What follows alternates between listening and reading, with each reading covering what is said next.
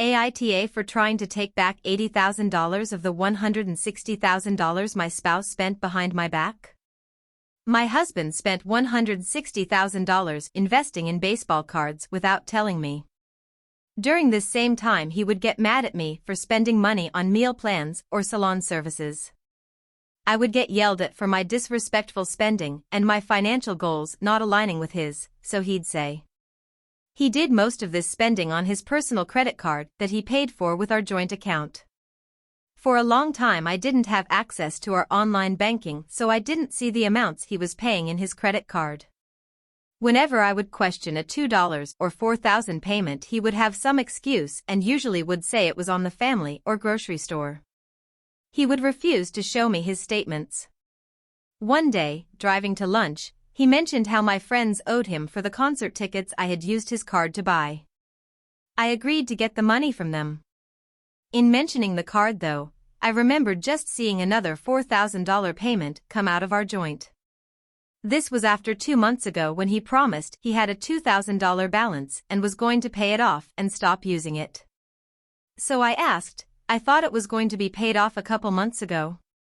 That was all it took.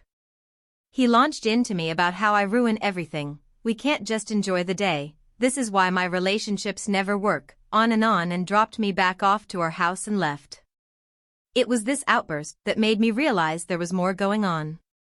After lots of back and forth and digging and finally getting him to give me access to his credit card statements, I added up $160,000 in 3 years that he spent.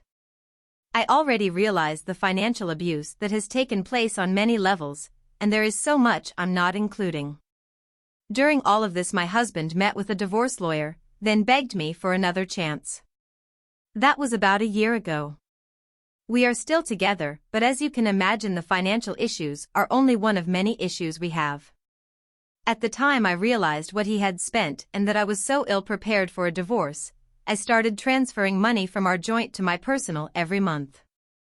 My goal, over time, is to take my half back, $80,000, and invest how I want to. He was of course mad, but I basically said oh well. He should have considered me when he spent it and I was only correcting a wrong. Recently, he made sure the money wasn't in the account when my transfer was scheduled.